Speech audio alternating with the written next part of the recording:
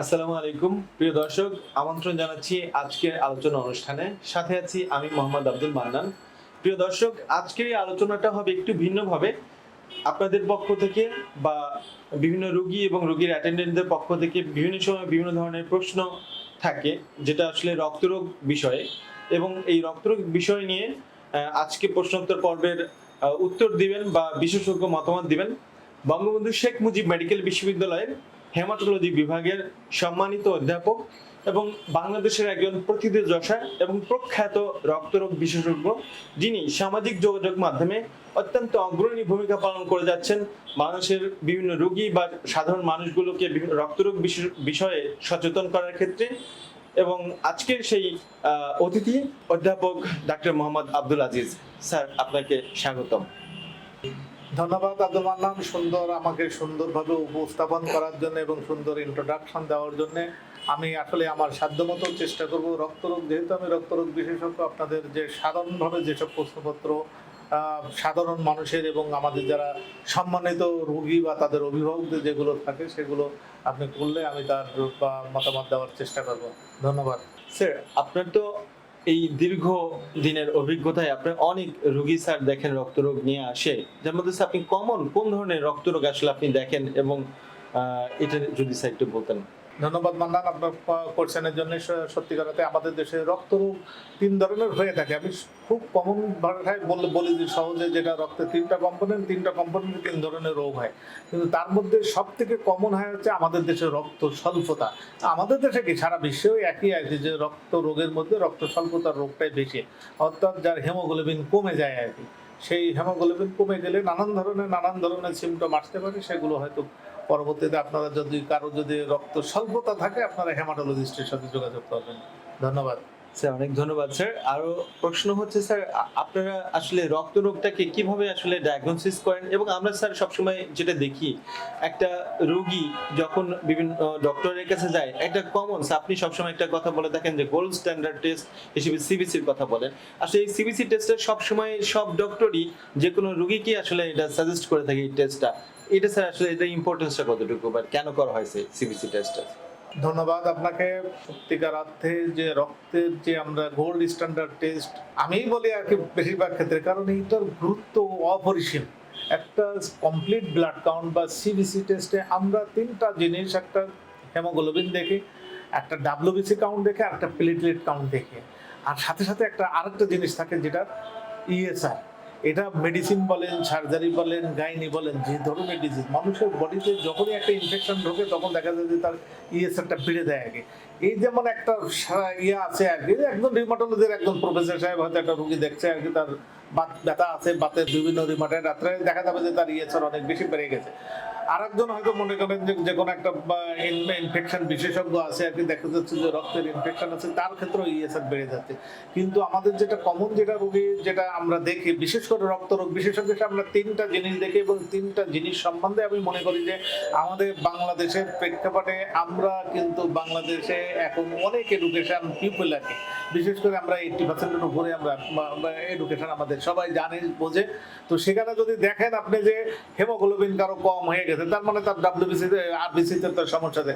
WBC লাইনে আছে, ডাব্লিউবিসির একটা কাউন্ট আছে আমাদের যে নিজস্ব মানে একটা ওয়ার্ল্ড স্ট্যান্ডার্ড কাউন্ট আছে 4000 থেকে 11000। সেই কাউন্টের যদি নিচেও আসে, কাউন্টে যদি উপরেও যায়, তাহলে দেখা যাবে যে এখানেও কোনো রক্ত রোগের সম্ভাবনা রয়ে যায় আর কি।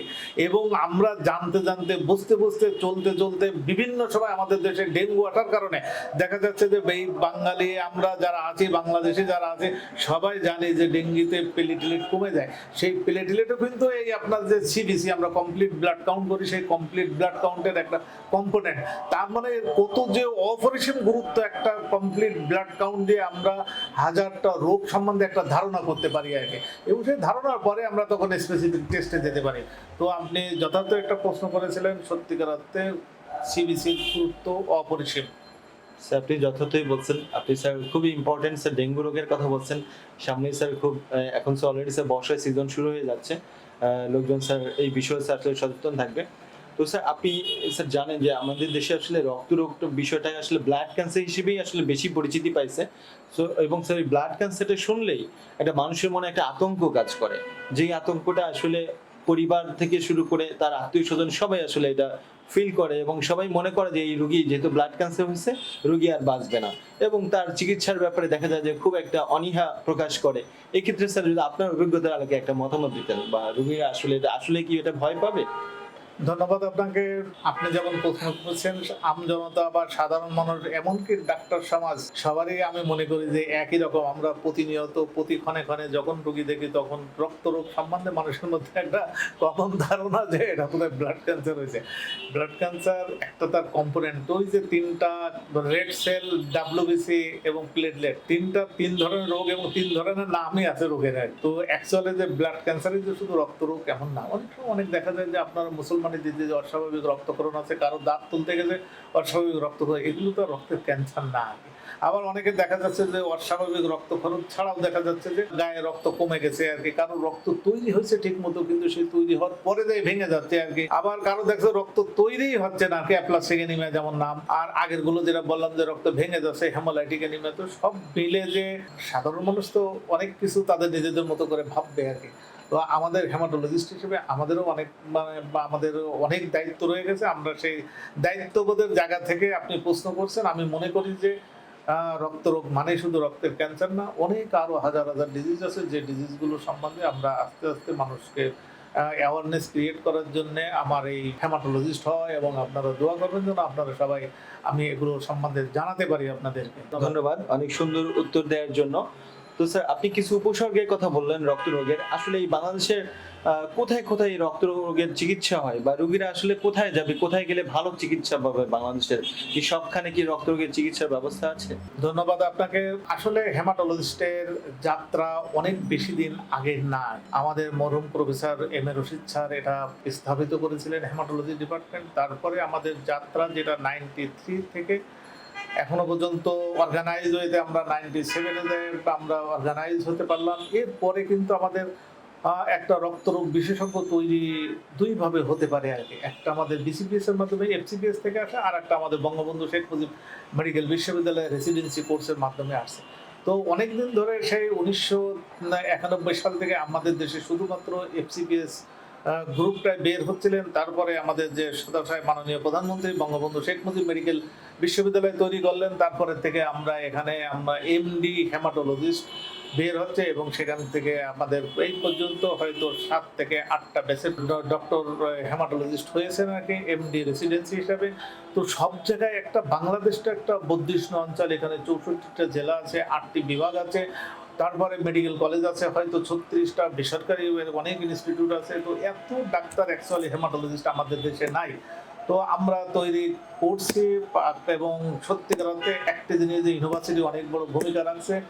তো আগামী দিনগুলোতে আমরা সকল জেলায় জেলায় যেন আমাদের হেমাটোলজি দিতে পারে, এই আশাবাদ আমি সবসময় ব্যক্ত করি। এক সময় আমি হেমাটোলজির প্রেসিডেন্ট ছিলাম যখন, তখনও আমি এটা সবাইকে বলতাম যে আমাদের মানুষের অন্তত দরজায় না দিতে পারি। অন্য অন্য সাবজেক্টে যেমন বিশেষজ্ঞ চিকিৎসক একদম উপজেলা পর্যন্ত চলে গেছে, আমরা না পারলেও অন্তত আমরা জেলা লেভেল পর্যন্ত দেওয়ার চেষ্টা করব।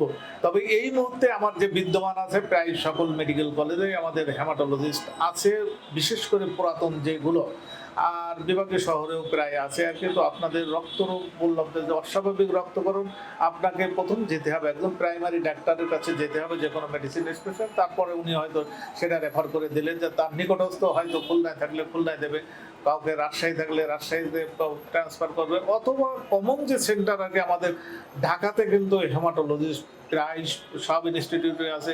ঢাকা মেডিকেল কলেজ আছে, বঙ্গবন্ধু শেখ মুজিব মেডিকেল বিশ্ববিদ্যালয় আছে, ঢাকা শিশু হসপিটাল আছে, এমনকি বেসরকারি অনেক organization, Square hospital, Evercare hospital, Azdar Ali hospital, সেখানেও পর্যন্ত আমাদের, এমনকি ইব্রাহিম কার্ডিয়াক বা সেখানেও আর কি হেমাটোলজিস্ট আছেন। সব মিলে দেখা যাচ্ছে যে আপনার ঢাকার মধ্যে প্রায় সব ইনস্টিটিউট আছে। আপনারা যোগাযোগ করলেই আপনাদের সমস্যার সমাধান হবে আশা করি। আপনি আপনার দায়িত্বশীল জায়গা থেকে আপনি যে আশাবাদ ব্যক্ত করেছেন, যে আমরা আসলে আপনার সাথে আশাবাদী সাধারণ মানুষ হিসেবে, সাধারণ মানুষ যেন আমরা সহজেই চিকিৎসা নিতে পারি। বাংলাদেশের সরকারও আশা করি এই বিষয় নিয়ে তিনিও কনসার্ন থাকবেন এবং মানুষের সুবিধার বিষয়টা দেখবেন। তো স্যার আসলে কোনো ব্লাড ক্যান্সার বা রক্তরোগ কি আসলে স্যার কখনো কিওর হয়? খুবই গুরুত্বপূর্ণ একটি প্রশ্ন করেছেন আপনি, যে রক্ত রোগ বা ব্লাড ক্যান্সার, রক্তরোগ বলতে যেটা সহজে আপনারা জানেন ব্লাড ক্যান্সার, আমি সেটা নিয়েই কথা বলি। রক্তরোগের প্রায় সব রোগই মানে কিওর হয়ে যায়। ধরে নেন যে আরবিসির লাইনে সেটাও যেমন কিওর হয়, ডাব্লিউবিসির লাইনে, প্লেটলেটের লাইনে যেটা আমরা আইটিবি বলি, বিশেষ করে আপনারা যেটা জানেন যে প্লেটলেট কমে যায় ডেঙ্গুতে, সেরকম জায়গাগুলো সবই 100% কিওর হয়ে যায় আর কি। এখন কিওর যেটা আপনি যেটা জানতে চাচ্ছেন যে ব্লাড ক্যান্সার কি, আসলে ক্যান্সারের এটা কিছু আছে যে আর্লিয়ার স্টেজ, সবসময় যে আর্লিয়ার স্টেজ, যেমন আমরা সলিড টিউমার, বিশেষ করে অনকোলজিস্টরা বলে না যে স্টেজিং হয়েছে এবং স্টেজিং এ আমার এখন 2 নাম্বার স্টেজ আছে অথবা 1 নাম্বার স্টেজ আছে, এগুলো চিকিৎসা খুব সহজ হয়। অর্থাৎ একটি কথা আমরা বলতে চাই যে আপনারা তাড়াতাড়ি আসেন। তো হেমাটোলজি এরকম হরেক রকমের ক্যান্সার আছে, মনে করেন acute lymphoblastic leukemia, acute myeloblastic leukemia, এ বাদেও কিছু আমাদের কিছু সলিড টিউমার আছে, যেমন আমরা লিম্ফোমা নিয়ে কাজ করি, এগুলোতে স্টেজিং আছে। এখন লিকুইড ক্যান্সার, বিশেষ করে এএমএল এএলএল, এখানে যে আপনার আর্লিয়ার আসতে হবে নট নেসেসারি, কিন্তু আর যেগুলো আছে আর কি, যেগুলো স্টেজিং আছে, সেই স্টেজিংগুলো আপনারা কথার সূত্র একটাই আর কি, যে আপনি আর্লিয়ার আসেন। সকল রোগের চিকিৎসা আজকাল সব দেশে বিদ্যমান, এবং সত্যিকারতে বাংলাদেশ একটা গোয়িং কান্ট্রি, এটা আপনাকে বিশ্বাস করতে হবে। আপনি যেভাবেই বলেন আগে, সেটা রাস্তাঘাট থেকে আরম্ভ করে যোগাযোগ ব্যবস্থা যেখানে আরম্ভ করেন, এই দেশকে আর পিছনে তাকানোর কোনো সুযোগ নাই। এখানে স্বাস্থ্য ব্যবস্থার যেমন উন্নতি হয়েছে, এখানে যোগাযোগ ব্যবস্থার তেমন উন্নতি হয়েছে। এখানে আমি মনে করি যে সকল ব্যবস্থায় এরকম সবকিছু উন্নতি আরও আমরা সামনে দেখতে পাবো আগে। সেই হিসাবে আমি মনে করি যে রক্তের ক্যান্সারের যে চিকিৎসা, এগুলো কিন্তু A to Z, আজ থেকে 10 বছর আগে ভিন্ন চিত্র ছিল আর কি, যে আমরা প্রায় সকল ওষুধ আমরা বাইরে থেকে আমদানি করে নিয়ে আসতাম। কিন্তু এখন একদম বিলিভ মি, এখন প্রায় একটি রক্ত ক্যান্সারের যে ড্রাগ লাগে, আমরা প্রথম থেকে শেষ পর্যন্ত অথবা A to Z যে ড্রাগই লাগে, সেই ড্রাগই আমাদের দেশের ফার্মাসিউটিক্যালস গুলো তৈরি করে, এবং সেগুলো আমাদের দেশে কম দামে তারা সাপ্লাই দিচ্ছে। ওদি কিন্তু একটি কথা আমি বলে রাখি যে আমাদের দেশে অ্যান্টি ক্যান্সার ড্রাগ কিন্তু বিশ্বের সব দেশে যায়, এমনকি খোদ আমেরিকাতেও যায় আর কি। আপনারা ভালো থাকেন। কোনো জায়গায় ব্লাড ক্যান্সার হলেই যে মানুষ ঘাবড়ায় যায়, মানুষ যে মনে করে আতঙ্কগ্রস্ত হয়ে যায় যে আমি এখন কোথায় যাব, কি করব, আপনার সত্যিকার অর্থে জায়গাগুলো চেনেন, এবং সেই ওষুধপত্র, যে আমার দেশের ওষুধ যদি বিদেশে যায়, তো আমি কেন আমার দেশের ওষুধ দিয়ে চিকিৎসা করবো? আমাদের এই সাইকোলজিক্যাল জায়গাগুলো আমাদের ঠিক করতে হবে আর কি, আমাদের কনসিয়াস হতে হবে। এই কথা আপনারা যত আপনি আপনার মতো পাশের লোককে বলবেন, তত আমাদের দেশের এগুলো মূল্যায়ন হবে। তো আপনারা ভালো থাকেন। এই দেশে ব্লাড ক্যান্সার যেমন সেরে যায়, তেমন ব্লাড ক্যান্সারের সকল চিকিৎসাও এই দেশে আছে। ধন্যবাদ আপনাকে। স্যার, আপনি অত্যন্ত গুরুত্বপূর্ণ একটা কথা বলেছেন, যে আসলে প্রিয় দর্শক, আপনাদের জন্য আমার মনে হয় যে এই বিষয়টা খুবই গুরুত্বপূর্ণ। বাংলাদেশের সব ধরনের ব্লাড ক্যান্সারেরই 100% চিকিৎসা হয়, এবং সব ধরনের মেডিসিন বাংলাদেশেই পাওয়া যায়। সো আপনাদেরকে বিদেশে যাওয়ার বিষয় কোনো দরকার নেই, সব চিকিৎসা বাংলাদেশেই হবে। তো স্যার, আপনি স্যার জাস্ট ছোট করে যদি একটু বলতেন যে আসলে এই যে রক্তরোগ বা ব্লাড ক্যান্সারের কি স্যার কোনো জেন্ডার বা কোনো বয়সের সাথে কি এর কোনো সম্পর্ক আছে কিনা, বা কোন ধরনের বয়সে এই রোগটা বেশি হইতে পারে? ধন্যবাদ আপনাকে। যে এক কথায় বলতে গেলে সত্যিকারতে কোনো বয়স, স্থান, কাল, পাত্র কোনো কিছুই সে বিশ্বাস করে না। সব বয়সে ক্যান্সার হয়, সব বয়সে রক্তরোগ হয়। হয়তো কিছু কিছু ক্ষেত্রে, যেমন আমরা অনেক মানে কিছু যে একদিকে বেশি একটু হতে পারে না এরকম না, যেমন এএলএল আমরা মনে করি, অ্যাকুট লিম্ফোব্লাস্টিক লিউকেমিয়া আমরা মনে করি এটা বাচ্চাদের বেশি হয়, আবার অ্যাকুট মাইলোব্লাস্টিক লিউকেমিয়া আমরা মনে করি যে বড়দের হয় আর কি। তো এরকম আর কি কিছু আছে আর কি, বাদ বাকি মানে সব এজেই এগুলো অ্যাকচুয়ালি ব্লাড ক্যান্সার হতে পারে। অনেক ধন্যবাদ স্যার। এটা স্যার মে মাস, আপনি জানেন স্যার 8ই মে বাংলাদেশ থ্যালাসেমিয়া দিবস হিসেবে বাংলাদেশ সহ সারা দেশেই আসলে সারা বিশ্বেই পালন করা হয়। তো স্যার, থ্যালাসেমিয়া নিয়ে যদি একটু বলতেন, এবং থ্যালাসেমিয়া আমরা জানি স্যার এটা বাবা মা থেকে তার সন্তান পর্যন্ত এটা ক্যারি করে, এই যে ডিএনএ যে মিউটেশনের বিষয়টা স্যার আপনি যদি একটু বুঝিয়ে বলতেন থ্যালাসেমিয়া নিয়ে স্যার। ধন্যবাদ, খুব ইম্পর্টেন্ট প্রশ্ন। এবং আমরা মনে করি যে সত্যিকার অর্থে যে থ্যালাসেমিয়া হলে আমরা বলি যে এটা অনেক সময় দেখা যায় যে এটা ছোঁয়াচে রোগ কিনা, এটা নিয়ে মানুষের মধ্যে অনেক বিভ্রান্তি থাকে, তাকে সরাই রাখতে চায়, তার সাথে বসতে চায় না, এরকম অনেক পরিবার থেকে আমরা এগুলো পেয়ে থাকি। তো প্রথম কথা, এটা একটা জন্মগত রোগ, যেটা জিন থেকে আসে। জিনগুলো আর কি যদি সহজভাবে আপনারা জানতে চান আর কি, যে জিন দেখা যায় কিছু কিছু পরিবারে দেখা যায় যে তার হচ্ছে চোখের মনি একটু অন্য টাইপের আগে, তার মানে জেনেটিক ভাবে দেখা যাবে যে ওর বাপ মায়ের এরকম আছে। কারো কারো দেখা যাবে যে একটা আমাদের দেশের মানুষের চুল হচ্ছে কালো আর কি, কারো দেখা যাবে যে সাদা চুল নিয়ে আসছে আর কি, বা বাদামি চুল নিয়ে আসছে আর কি। তো এগুলো হচ্ছে এই জেনেটিক টানের কারণে হয়। কারোর আরো সহজ করে যদি বলেন যে কারোর বাপের যদি ডায়াবেটিস থাকে, কারোর বাপের যদি হাইপার টেনশন থাকে, তো তাহলে ছেলে মেয়েদের মধ্যেও এরকম হাইপার টেনশন হতে পারে, ডায়াবেটিস আসতে পারে। খুব সিম্পলি যদি বলি যে কারো বাপের রাগ আছে, আমরা কতই কথাই বলি ও তো রাখবেই আর কি, কারণ ও তো বাপ রাগে আগে। এইগুলো আসলে জেনেটিক প্রভাব আর কি। তো সেই জেনেটিক প্রভাব, ব্লাড ক্যান্সারের অনেক ডিজিজ, খুব কম ডিজিজ আছে যে যেগুলো এরকম জেনেটিক হয়, কিন্তু সাইটোজেনিক্যাল অ্যাবনর্মালিটি হয়। এই যে সাইটোজেনেটিক্স এর মধ্যে অনেক সময় মিউটেশন হয়, মিউটেশনের বাংলা করলে হয়তো বা মিউটেশন নষ্ট হয়ে যাওয়া, পচে যাওয়া, এরকম সেসব ক্ষেত্রে এরকম ব্লাড ক্যান্সার হয়। কিন্তু মাইন্ডেড এটা একদম মানে কোনো ছোঁয়াচে রোগ না, এটা জেনেটিক্যাল রোগ এবং জিনগত রোগ। বিশেষ করে জিনগত, যেটা আপনি যেটা বললেন আর কি, যে একটা থ্যালাসেমিয়া বংশ পরস্পরায় আসে, জেনেটিক ভাবে মিউটেটেড হয়। এই যে থ্যালাসেমিয়া, এই থ্যালাসেমিয়া নিয়ে মূল যেটা আমাদের কনসার্ন থাকে, আমাদের সমাজ ব্যবস্থায় যেটা কনসার্ন থাকে, আপনি আরো খুব বোধহয় আগে বলছেন যে এই মাসটা হচ্ছে থ্যালাসেমিয়া ডে আমরা পালন করে থাকি, বিশ্ব থ্যালাসেমিয়া দিবস 8ই মে। সেই 8ই মে বিশ্ব থ্যালাসেমিয়া দিবসে সত্যিকার অর্থে এটাই আমার বলার ইচ্ছা যে থ্যালাসেমিয়া রোগী কেউ যাবে না খালি হাতে, মানে কেউ বিয়ে করবে কেউ করবে না আমি এটা মনে করি না। আগে সবাই বিয়ে করবে, থ্যালাসেমিয়া রোগী সবাই বিয়ে করতে পারবে। শুধুমাত্র করতে পারবে না একজন বাহক আর একজন বাহককে বিয়ে করতে পারবে না। একজন বাহক যদি আর একজন বাহককে যদি বিয়ে করে, তাহলে দেখা যাবে যে থ্যালাসেমিয়া ডিজিজ হয়ে যায়। বাহক আমাদের খুব কনসার্ন না, বাহক কোনো রোগই না আগে। সেই জন্য আপনারা এটাই মাথায় রাখবেন যে বাহক যেন বাহককে কোনোভাবে বিয়ে না হয় আর কি। এবং এটা করার জন্য আমরা অনেকভাবে মানুষকে অ্যাওয়ারনেস সৃষ্টি করতে, আমরা পেপারে লেখি, আমরা বিভিন্ন ধরনের সেমিনার করি। সেই সেমিনার থেকে অনেক সময় উঠে আসে যে আমাদের যখন কাজী সাহেব যখন বিয়ে পড়াবে, তখন সে যেন কোনো আমাদের যে ব্লাডের যে টেস্ট, সেই টেস্ট না পেয়ে যেন বিয়ে করে না। অথবা হাইকোর্ট থেকে আমরা চাই যে একটা রিট আসুক, আমরা যেন এটা বা সেটা ফলো করি। তো এই জায়গাগুলো আমার যেমন থাকবে, এই জায়গাগুলো থেকে আমি মনে করি সত্যিকার অর্থে কোনো জিনিস তাড়ানোর জন্যে, কোনো জিনিস এই দিক থেকে প্রতিকার করার জন্যে বা প্রতিরোধ করার জন্যে যে জিনিসটা সব থেকে আগে দরকার, সেটা আমাকে সংশোধন হতে হবে, আমাকে এইটা সম্বন্ধে জানতে হবে এবং জানার পরে সেটা মেনে চলতে হবে আর কি। তো আমরা যে কথাই বলি যে বাহককে বিয়ে করবে না, এটা যদি আমি আমার পরিবার থেকে আরম্ভ করি, আমার পাড়া প্রতিবেশীর থেকে যদি তাদেরকে যদি বোঝাতে পারি, আমার সমাজে যদি বোঝাতে পারি, আমার গ্রামে যদি বোঝাতে পারি, আমার রাষ্ট্রকে যদি বোঝাতে পারি, আমরা যদি সচেতন হই, তো তাহলে আগামী একদিন দেখবো যে আগামী 5-10 বছরের মধ্যে এই দেশ থেকে থ্যালাসেমিয়া নির্মূল হয়ে গেছে। এবং সেটা খুব আমাদের যে থ্যালাসেমিয়া এতটা যে ভয়ঙ্কর, যে পারিবারিকভাবে যে সমস্যার মধ্যে আমরা পড়ি, সেই সমস্যাগুলো থেকে অনেক দূর আমরা এগিয়ে যাব। স্যার আপনি যথার্থই বললেন। আসলে আমরা স্যার জানি যে জন্ম মৃত্যু বিয়ে এই বিষয়টা আসলে সম্পূর্ণ আল্লাহ থেকে হয়, ঈশ্বর থেকে হয়। তো আপনি স্যার যথার্থ বললেন যে এই বিষয়টাতেও আসলে আমাদের বিশেষ করে বিয়ের ক্ষেত্রে অবশ্যই আমাদেরকে একটা পরীক্ষা করাইতে হবে, এবং এটার জন্য একজন বাহক এবং আরেকটা বাহককে, বিশেষ করে থ্যালাসেমিয়ার ক্ষেত্রে যেন বিয়ে না হয়। বিয়ে হলে দেখা যাবে নেক্সট জেনারেশনও এইটা ক্যারি করবে থ্যালাসেমিয়াটা বা বিভিন্ন ধরনের ডিজিজের ক্ষেত্রে। সো আশা করি, আমার মনে হয় ব্লাড গ্রুপও একটা ইম্পর্টেন্ট বিষয়, এবং ব্লাড পরীক্ষাটা করে নেওয়াটা এখনকার আধুনিক যুগের সাথে খুবই মানানসই। এবং এটা আসলে আশা করি আপনার দর্শকরা এই যে অনেকগুলো প্রশ্নের অ্যান্সার আমার মনে হয় আজকে পেয়ে গেছে।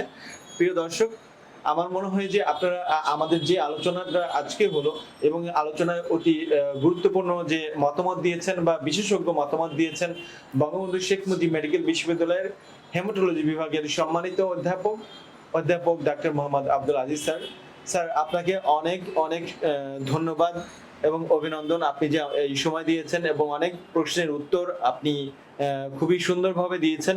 আমার মনে হয় যে আপনার দর্শকরা খুব সুন্দরভাবেই অ্যান্সারগুলো পেয়ে যাবে এবং তারা এই বিষয়টাকে ফলো করার চেষ্টা করবে। প্রিয় দর্শক, আপনারা যে আলোচনা শুনলেন, আমার মনে হয় আপনাদের এই আলোচনা অনেক কাজে আসবে এবং নেক্সট বিভিন্ন বিষয় নিয়ে আবার হয়তো আলোচনায় আসবো স্যারের সাথে। সেই পর্যন্ত আপনারা সবাই ভালো থাকবেন, সুস্থ থাকবেন। খোদা হাফেজ।